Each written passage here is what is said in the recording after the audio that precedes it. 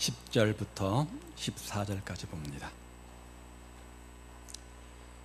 구약성경 103페이지에 있습니다. 10절부터 14절까지 한 절씩 교독하도록 하겠습니다. 10절 말씀을 제가 먼저 읽습니다. 바로가 가까이 올 때에 이스라엘 자손이 눈을 들어 본즉 애굽 사람들이 자기들 뒤에 이른지라 이스라엘 자손이 심히 두려워하여 여호와께 부르짖고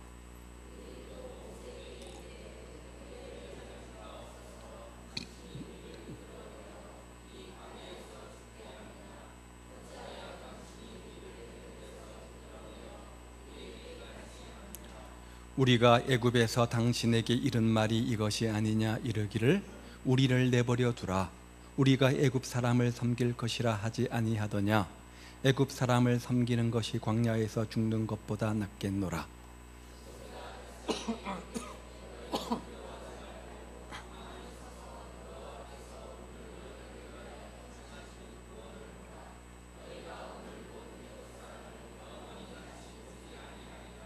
여호와께서 너희를 위하여 싸우시리니 너희는 가만히 있을지니라. 아멘.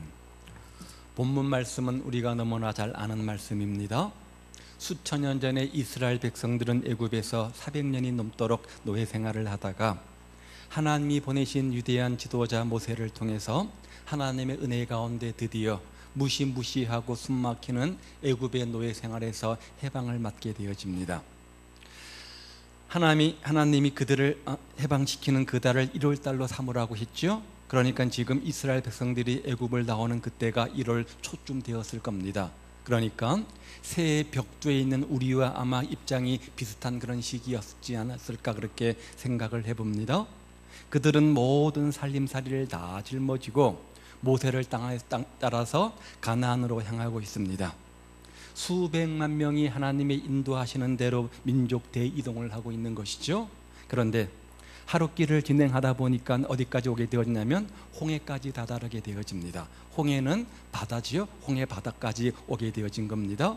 그들 앞에 바다가 가로놓여 있었기 때문에 더 이상 앞으로 진행할 수가 없었습니다. 그래서 모세는 백성들로 하여금 바닷가에서 진을 치게 합니다. 이렇게 모두들 열심히 하룻밤을 묵어갈 준비를 하고 있는데 갑자기 저 뒤에서 희뿌연 연기가 구름처럼 피어오르는 것이 보였습니다. 애국 군대가 자신들을 추격해 오고 있는 것이었죠. 앞에는 바다, 뒤에는 애국 군대. 참으로 진퇴양난이 아닐 수 없습니다. 그야말로 도간에 던지 꼴이 되어버린 것이죠. 그런데 오늘날 우리 역시 세상을 살다 보면 똑같지는 않지만 이와 비슷한 상황과 현실과 처지 속에 놓여 있을 때가 참 많이 있지 않습니까? 더욱이 나라의 경제가 더 점점점 어렵다고 하고 만신창이게 된 이때에 미처 대비할 겨를도 없이 우리 가정에 큰 어려움이 닥친다고 한다면 그 어려움이 얼마나 심하겠습니까?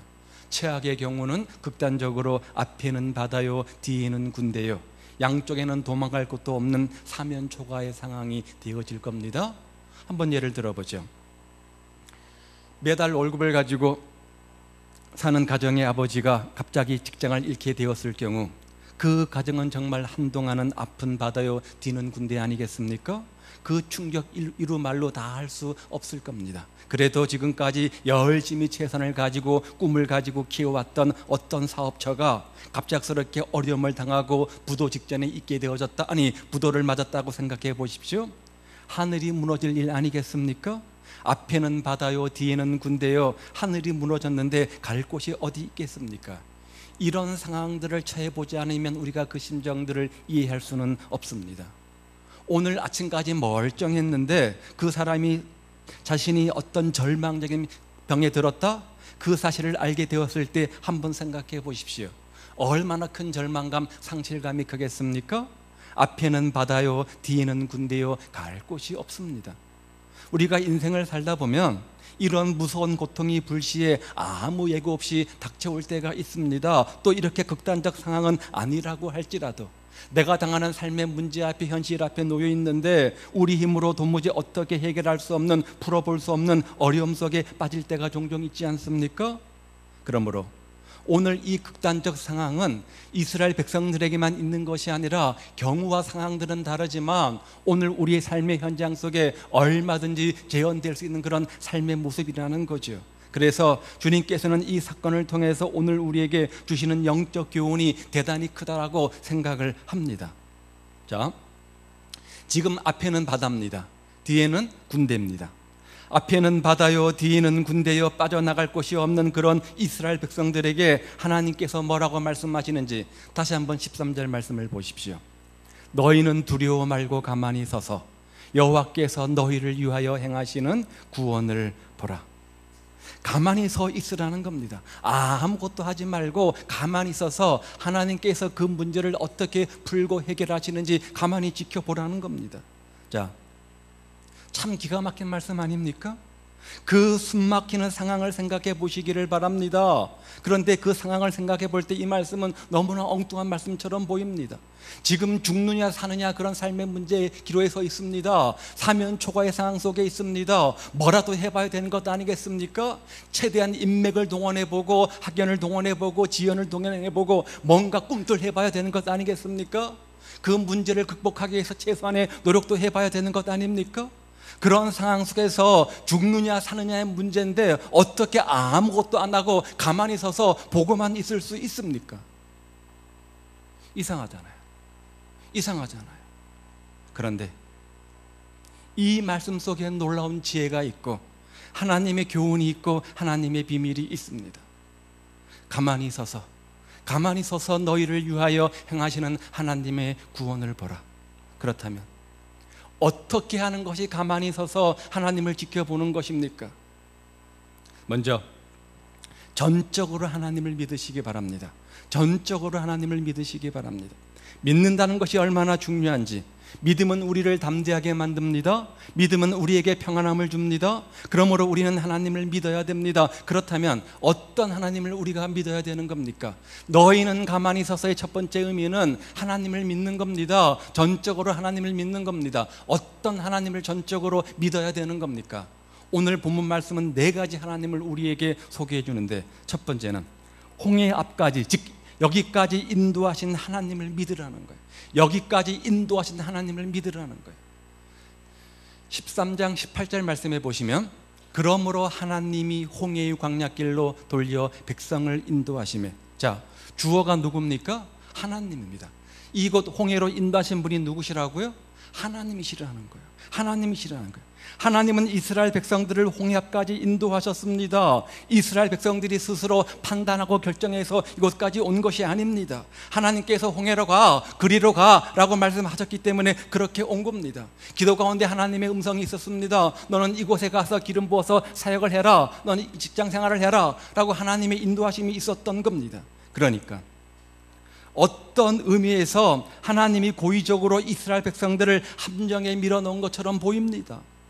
인간적으로 볼 때 이것은 이해가 잘 안 되는 일이잖아요. 하나님이 어떻게 나를 사랑한다고 하는데, 나를 인도하신다고 하는데, 나를 축복한다고 하는데 이러한 지경까지 몰아넣을 수 있는가? 참 이해가 안 됩니다. 그러나 신앙의 눈으로 이 문제를 보면, 영적인 관점으로 이 문제를 보면 부인할 수 없는 진리 한 가지가 있습니다. 누가 그 걸음을 인도하셨다는 거예요? 하나님이 하셨다는 거예요. 신앙의 눈으로 보면, 영적인 눈으로 보면 이 모든 걸음을 인도하시는 분이 누구라는 거예요? 하나님이라는 거예요. 하나님의 섭리 가운데 주권적으로 그 걸음을 인도하셨다는 겁니다. 왜요? 우리가 하나님의 자녀이니까. 서로 내가 실수해서 지금 이 자리에 있다고 할지라도 여기까지 오는데 하나님이 인도하셨습니다. 내가 지금 어떤 불행을 만나서 숨도 쉬지 못할 정도여서 하나님이 살아계시다면 어떻게 나를 이런 자리까지 몰아넣을 수 있는가라고 회의를 품을 수밖에 없겠지만, 영적인 눈으로 바라보면, 신앙의 눈으로 바라보면 여기까지 인도하신 이는 하나님이십니다. 하나님은 얼마든지 충분히 내가 여기까지 오지 않도록 막을 수 있는 분이잖아요. 내가 큰 실수를 했다고 할지라도, 명백한 잘못이 있다고 할지라도, 잘못 판단했다고 할지라도 이런 위험에 빠지지 않도록 얼마든지 하나님의 초자연적 역사로 막을 수 있는 분이잖아요. 그러나 하나님은 그렇게 하지 않으셨습니다. 하나님이 여기까지 인도하신 겁니다. 하나님이 홍해까지 인도하신 겁니다. 우리가 이 하나님을 분명히 믿어야 한다는 거예요. 여러분, 개개인의 삶에 한번 적용해 보시기 바랍니다. 흔히 뭔가 잘못되면 이것은 하나님과 관계없는 일이라 이렇게 우리가 치부를 해버리기 쉽습니다. 그러나 주님 안에 있는 성도들에게는 이런 일이 있을 수 있습니까? 하나님 모르는 일이 내 삶 속에 이루어질 수 있습니까? 일어날 수 있습니까? 아닙니다. 하나님의 섭리와 주권 속에 모든 것이 일어나는 겁니다. 모든 것 가운데 주님께서 합력하여 선을 이루시는 겁니다. 하나님은 우리에게 일어나는 모든 것들을 다 알고 계십니다. 다 알고 계십니다. 그러므로 여러분, 어떤 어려운 상황 속에 놓여 계십니까? 절망적인 상황 속에 놓여 계십니까? 나를 여기까지 오게 하신 이가 하나님이시다, 이 믿음을 가지시기를 바랍니다. 하나님은 여기까지 함께 하셨고 여기까지 인도하셨습니다. 이 사실이 얼마나 중요한 영적 교훈을 우리에게 주는가? 여기까지 인도하신 하나님께서 이후로도 늘 나와 함께 계시고 나를 인도하신다, 이 사실을 믿으시기를 우리 주님의 이름으로 축복을 드립니다. 두 번째는 어떤 하나님을 믿어야 되는가? 보호하시는 하나님을 믿으라는 거예요. 그 다음 19절 말씀을 보십시오. 이스라엘 진 앞에 가던 하나님의 사자가 옮겨 그 뒤로 행하매 구름 기둥도 앞에서 그 뒤로 옮겨. 자, 지금 뒤쪽에는 애굽 군대가 추격해 옵니다. 그런데 앞서가던 하나님의 사자와 함께 구름 기둥이 백성들의 뒤로 옮겨지게 되어집니다. 따라서 구름은 어떤 위치에 서게 되었습니까? 앞서가는 백성들과 뒤쫓아오는 군대의 중간 사이에 서게 되어지는 것이죠. 무슨 말입니까? 지금 하나님께서 이스라엘 백성들을 뭐하고 계시는 거예요? 보호하고 계시는 거예요. 어떤 방법으로요? 구름이란 방법을 통해 가지고 구름으로 가려서 따라오는 애국 군대가 잘 보이지 않도록, 제대로 못 따라오도록 구름으로 가려 놓으신 겁니다. 지금 이스라엘 백성들을 보십시오. 나 죽는다고 야단 법석이 났습니다. 11절 12절 말씀을 보십시오. 심지어 어떤 사람들은 모세를 향해 가지고, 모세가 누굽니까? 하나님께서 기름 부어 세운 사람이니까 모세를 향해서 불평하면 누구죠? 하나님께 불평하는 것과 똑같은 거잖아요. 왜 우리를 이 자리까지 끌고 와서 우리를 죽이느냐라고 사납게 대들기도 하지 않습니까? 그럼에도 불구하고 하나님은 그런 백성들을 포기하지 않으시고 이스라엘 백성들을 보호하고 계십니다. 그 하나님을 믿으라는 겁니다. 그렇게 보호하시는 하나님을 믿으라는 거예요. 오늘 우리가 아무리 어려운 상황 속에 놓여 있다고 할지라도 하나님께서 여전히 나를 보호하고 계시다는 사실을 분명히 믿으시기를 주님의 이름으로 축복을 드립니다. 비록 내가 처한 삶의 현장이 홍해 같아서 당장 굶어 죽을 것 같고 당장 한 치 앞도 내다 보이지 않고 살 길이 막막해가지고 도무지 소망 없어 보이는 어려운 상황이라고 할지라도 하나님이 그런 나를 여전히 보호하고 계시다, 그 사실을 믿으시기 바랍니다. 왜냐하면 그런 내가 하나님의 사랑하는 자녀이기 때문입니다. 그렇게 보호하신 하나님을 믿으라는 거예요. 세 번째는요, 해답을 갖고 계신 주님을 믿으라는 거예요. 16절을 보십시오. 지팡이를 들고 손을 바다 위로 내밀어 그것이 갈라지게 하라. 이스라엘 자손이 바다 가운데에서 마른 땅으로 행하리라. 손을 내밀어 가지고 바다를 갈라지게 하고 건너가라, 이렇게 말씀하셨습니다. 무슨 말입니까? 앞에 출렁거리는 홍해가 있습니다. 그 홍해를 건너가야 되는데 방법이 없습니다. 그런데 주님께서 지금 뭐 하시는 거예요? 그 방법을 제시하는 거예요. 그 방법을 제시하는 거예요. 도무지 내 지혜를 짜봐도, 내 경험을 짜봐도, 내 논리를 짜봐도, 주변 사람들의 의견을 들어봐도 방법이 보이지 않습니다. 해결 기미가 없습니다. 절망 가운데 있었습니다. 하나님께서 말씀하십니다. 손을 내밀어 지팡이로 갈라지게 하라. 해답은 누구에게 있다는 거예요? 하나님께 있다는 거예요. 해결책은 누구에게 있다는 거예요? 하나님께 있다는 거예요. 비록 홍해가 앞을 가린다고 할지라도 하나님께서 마음만 먹으면 얼마든지 홍해가 갈라지는 기적을 베풀 수 있다는 겁니다. 그런 능력이 주님의 손에 있다는 겁니다. 우리 하나님은 이스라엘 백성들을 사지에서 구원할 수 있는 능력과 지혜를 가지신 분입니다. 그러므로 해답 가지고 계신 그 하나님을 전적으로 의지하고 믿으라, 이 말 아닙니까? 오늘 우리 문제 마찬가지 아닙니까? 오늘 우리의 문제를 보십시오.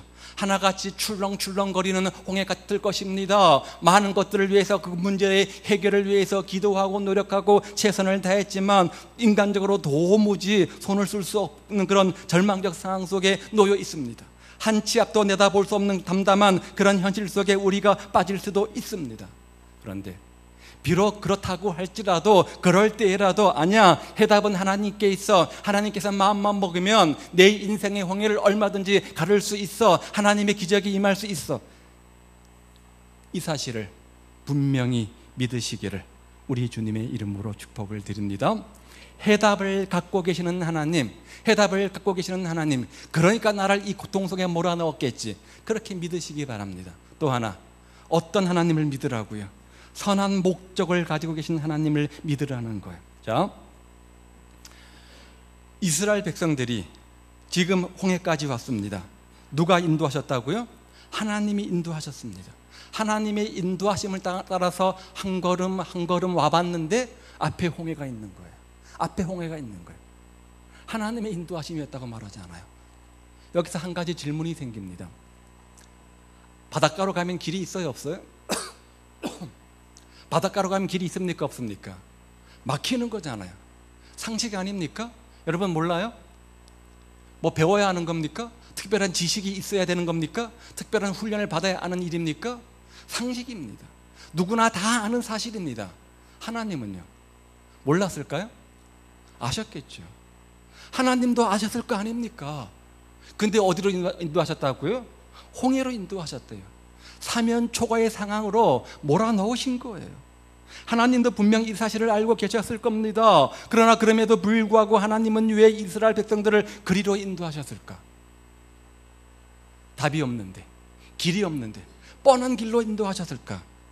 거기에는 뭔가 의도된 목적이 있겠죠. 하나님의 선한 목적이 있겠죠. 그 목적이 뭘까? 4절 말씀을 보십시오. 내가 바로의 마음을 완악하게 한즉 바로가 그들의 뒤를 따르리니. 하나님께서 바로의 마음을 완악하게 하셨대요. 왜 바로가 이스라엘 백성들의 뒤를 따르게 했습니까? 그 다음 절을 보십시오. 내가 그와 그 온 군대로 말미암아, 그 다음 뭐라고요? 영광을 얻어 애굽 사람으로 나를 여호와인 줄 알게 하리라. 이 홍해 사건을 통해서 하나님의 의도하시는 목적 한 가지가 있다는 거예요. 뭐예요? 이 홍해 사건을 통해서 누구를 높이는 겁니까? 하나님 자신이 높임을 받고 싶대요. 그래서 저 애굽의 수많은 신들과 비교해 볼 때 나는 비교도 안 되는 더 큰 하나님이다, 더 큰 신이다, 이것을 보여주겠다는 거예요. 그런 선한 의도를 갖고 계셨다는 거예요. 그런데 정말 나중에 보면 하나님이 이 사건을 통해서 영광 받지 않으십니까? 홍해가 갈라졌습니다. 이스라엘 백성들이 마른 땅으로 건넜습니다. 그 다음에 누가 쫓아옵니까? 애국 군대가 쫓아옵니다. 하나님께서 기적을 베풀어 가지고 모든 애국 군대를 수장시켜 버리지 않습니까? 그 결과 애국 사람들에게 어떻게 했어요? 아, 저들의 하나님만이 참된 신이구나, 하나님만이 경배를 받으실 분이구나, 그분이 만왕의 왕이구나, 이 사실을 밝히 드러내셨잖아요. 하나님이 이 일을 통해서 영광을 받으신 겁니다. 무슨 말이에요? 하나님은 늘 자기의 영광을 받는데 거기에만 초점이 있다는 거예요. 거기에만 관심이 있다는 거예요. 그래서 그 영광을 위해서 때로 어떤 때는 우리를 형통하게 하시다가 또 어떤 때는 우리를 곤고하게 만드신다는 거예요. 하나님의 영광을 위해서 때로 우리를 비천한 자리에 끌어내리기도 하시다가 그 영광을 드러내기 위해서 어떤 때는 비천한 자리에서 높은 자리로 우리를 끌어올리기도 하신다는 거예요. 그 모든 것들을 통해서 친히 하나님의 살아계심을 증거하고 하나님께서 영광을 받으시겠다는 거예요. 이게 바로 우리 하나님입니다. 이 선한 목적을 가지고 이스라엘 백성을 홍해까지 인도하셨다, 그 말이죠. 우리 역시 오늘날 우리가 당하는 어려움이 있다고 할지라도 하나님의 분명한 선한 뜻이 있음을 믿어야 한다는 겁니다. 하나님의 선하신 뜻이 있어요, 없어요? 있습니다. 이런 마음을 가져야 된다는 거예요. 성경은 이런 네 가지 사실을 놓고 하나님을 믿으라, 그러니까 가만히 서 있으라, 이렇게 우리에게 도전하는 거죠. 우리를 이곳까지 인도하시는 하나님, 우리를 보호하시는 하나님, 우리 문제의 해답을 갖고 계시는 하나님, 그 문제를 통해서 선한 목적, 하나님께서 영광받기 원하시는 그 하나님을 믿으라, 그 말이지요. 따라서 오늘 우리가 어떤 상황 가운데 놓여 있다고 할지라도 하나님을 전적으로 믿고 신뢰하는 여러분 되시기를 우리 주님의 이름으로 축복을 드립니다. 이것이 새로운 한 해를 시작하는 신앙인의 첫 번째 모습인 거죠. 두 번째는요, 그렇게 하나님을 믿으면 가만히 있어서 뭐 하게 됩니까? 전심으로 그 하나님께 기도하게 됩니다. 왜냐하면 기도는 맡기는 또 한 가지의 행위이니까. 15절에 나와 있죠. 홍해를 앞에 두고 모세가 한 일이 뭡니까? 부르짖어 기도했습니다. 부르짖어 기도했습니다. 하나님 앞에 소리 내어서 간절히 부르짖으며 기도했습니다. 왜 모세가 기도를 했을까요? 믿었기 때문입니다. 그런 절대절명의 순간이 되면 사람은 가장 중요한 것을 먼저 하게 되어집니다. 가장 중요한 것을 먼저 하게 되어집니다. 그런데 지금 모세는 뭐 했죠? 기도했습니다. 그러면 그 문제를 풀기 위해서 가장 중요한 것이 무엇으로 본 것입니까? 기도하는 것으로 본 겁니다. 즉 하나님께 내어 맡기는 것으로 본 겁니다. 따라서 기도는 믿음의 분량과 비례합니다. 믿음이 크면 클수록 어떻게 될까요? 더 많이 맡기고 기도하겠죠. 믿음이 작으면 작을수록 더 적게 기도할 것이고, 믿음이 아예 없으면 기도를 안 하겠죠. 이렇게 기도와 믿음이라 하는 것은 불가분의 관계 속에 있는 겁니다. 그런데 모세는 하나님의 도우심을 믿었기 때문에, 전적으로 하나님의 함께 하심을 믿었기 때문에 하나님 앞에 나가서 그 중요한 순간에 부르짖으며 간절히 기도했던 겁니다. 설사 우리 앞에 어떤 일이 기다리고 있는지 아무도 모른다고 해도 우리가 하나님을 믿는다고 한다면 기도할 수밖에 없는 겁니다. 가만히 지난 한 해를 돌이켜보시기 바랍니다. 내가 좀 더 기도했더라면, 내가 좀 더 깨어 기도했더라면 지금의 내 상황이 많이 달라졌을 텐데 하는 생각이 안 드십니까? 무엇이나 다 할 수 있는 전능한 하나님을 아버지로 모시고 있으면서도, 기도란 좋은 도구를 우리가 가지고 있음에도 불구하고 믿음이 적어 기도하지 않아가지고 지금 내 앞에 놓여있는 이 문제들이 그대로 쌓여 있다, 이렇게 생각되지 않습니까?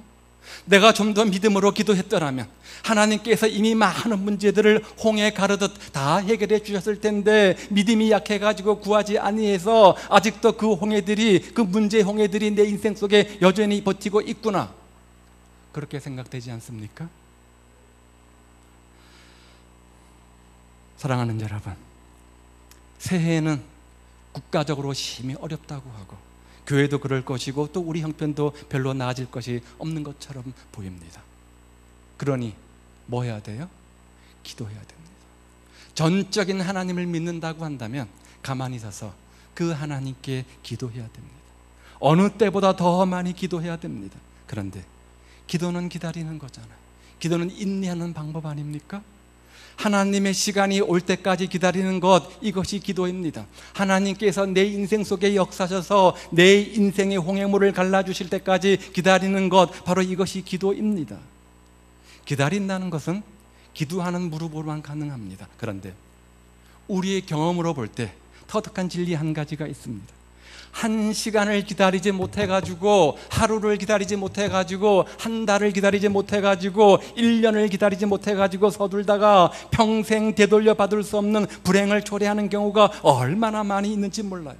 한 시간만 기다렸으면 될 텐데, 일주일만 기다리면 될 텐데, 한 1년만 기다리면 될 텐데,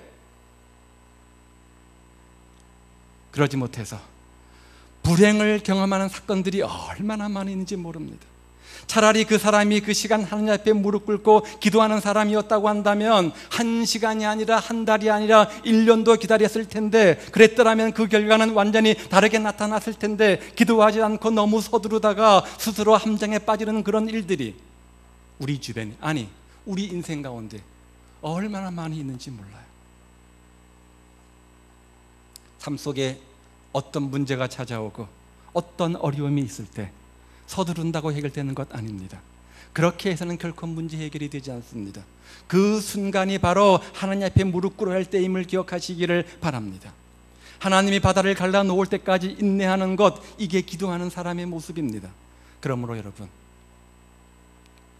내 인생의 삶의 모습을 보면서, 내가 처한 삶의 현장의 모습들을 보면서, 우리 교회 형편을 보면서, 이 나라 민족의 형편을 보면서, 가망이 없구나, 이제는 끝장이다, 틀렸다, 절망감이 생기는 어려울 때일수록 더욱더 기도의 무릎으로 하나님 앞에서 기다리는 여러분 되시기를 우리 주님의 이름으로 축복을 드립니다. 내가 죽어야 됩니다. 내가 죽어야 됩니다. 내 자아가 죽어야 되고, 내 고집이 죽어야 되고, 내 주장이, 내 편견이 죽어야 됩니다. 내가 온전히 완전히 깨어져야 됩니다. 그래야 하나님이 내 앞에 있는 홍해를 갈라주는 겁니다. 2018년을 시작하면서 여러분 마음속에 많은 소원들, 기도 제목들을 가지셨겠죠. 그 모든 소원의 제목들이 주님의 은혜 가운데 다 응답되시기를 우리 주님의 이름으로 축복을 드립니다. 그럼에도 불구하고 새해 우리가 순간순간 기다려야 할 시간들이 많이 있을지도 모르겠습니다. 그런데 우리 힘으로 기다리지 못합니다. 우리는 성급해서 못 기다립니다. 그러나 기도하는 사람은 기다릴 수 있잖아요. 기도하는 사람만이 기다릴 수 있습니다. 그런 의미에서 여러분, 기도 노트 하나 만들어 보시기 바랍니다. 노트에다가 여러분의 제목들을 잘 적어 놓으시고 매일매일 기도하시면서 체크해 보시기를 바랍니다.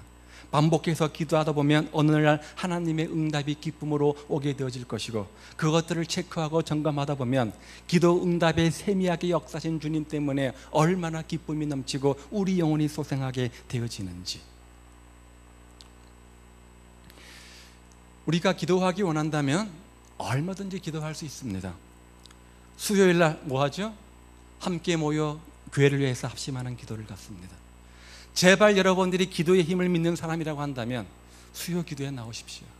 이런저런 이유 변명 핑계 대지 마시고요, 기도하십시오. 함께 나와서 교회 공통 제목을 놓고 기도할 때 지혜도 주시고 어떤 은혜와 방법도 주시는 거죠. 전혀 기도하지 않는데 무슨 하나님의 지혜가 있습니까? 그럴 때 말하면 누구 생각이에요? 하나님의 생각이 아니라 내 생각입니다. 내 생각입니다. 새해만큼은 우리가 수요 기도회가 뜨겁게 하나님의 기도의 응답이 임하는 축복의 응답의 진원지가 되기를 간절히 바랍니다. 함께 나와서 함께 기도의 무릎을 꿇고 기도하는 기도의 동력자가 많아지기를 바랍니다. 또요, 새벽 기도도 있잖아요. 새벽에 도우시는 하나님, 시편 기자의 고백처럼 새벽에 도우신 하나님을 경험하시기 바랍니다. 다락방은 어떻습니까? 함께 모여 서로의 제목들을 나누고 함께 기도하는 소그룹이 바로 다락방 아닙니까? 함께 서로 돌아보며 격려하며 기도하는 그런 은혜가 있기를 바랍니다. 저 1층에 가면 개인 기도실도 있습니다. 개인적으로 얼마든지 기도할 수 있는 환경과 조건들이 있습니다. 마음만 먹으면 얼마든지 기도할 수 있다, 그 말이에요. 스스로 자신의 기도 스케줄을 잡아가지고 2018년을 기도하면서 무릎 꿇고 하나님 앞에서 기다리는 그런 한 해가 되시기를, 그런 한 해를 만드시기를 우리 주님의 이름으로 축복을 드립니다. 믿음은 기도하십시오. 하나님을 부르는 것보다 사람을 먼저 찾아가서 하소연하는 것이 더 쉽다고 생각되는 사람은 하나님보다 사람을 더 믿고 의지하는 사람입니다. 물론 필요한 경우는 사람 찾아가야죠.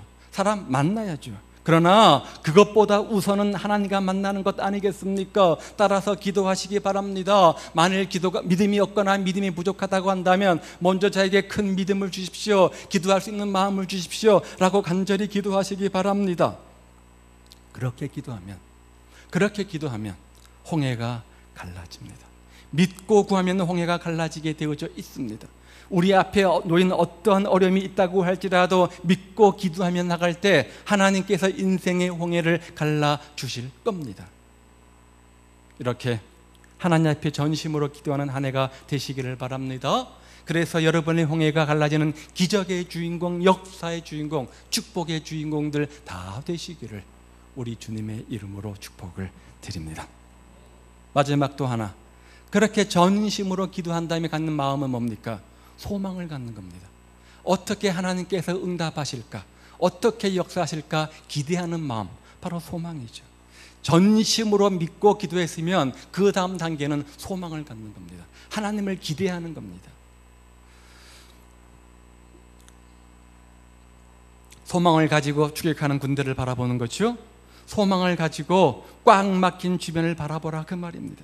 하나님이 반드시 해결해 주신다는 확신을 가지시기를 주님의 이름으로 축복을 드립니다.